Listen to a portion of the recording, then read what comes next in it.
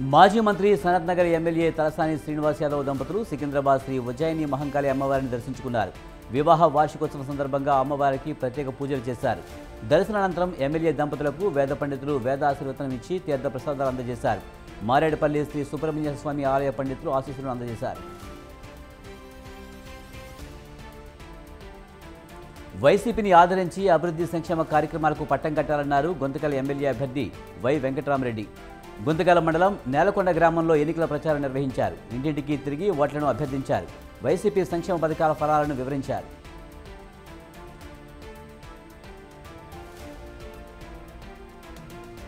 మేడ్చల్ జిల్లా గుండ్ల పోచమ్మ తల్లి తేజ్ వైన్స్ భాగోత్వం బట్టబయలైంది. కాలం చెల్లిన కల్తీ బీర్లు అమ్ముతూ డబ్బులు దండుకుంటున్నారు. ఇదేంటని అడిగితే ఎక్సైజ్ శాఖ అధికారులే అమ్మమన్నారంటూ చల్లని కబురు చెప్పారు. ధనార్జనే జయంగా సాగుతున్న ఇలాంటి ఆగడాలకు ఉన్నతాధికారులు చెక్ చెప్పాలని ప్రజలు కోరుతున్నారు.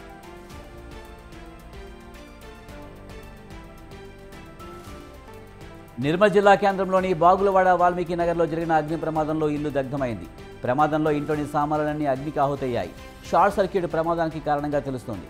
సుమారు 1,50,000 రూపాయల ఆస్తి నష్టం జరిగినట్లు బాధిత కుటుంబం పేర్కొంది.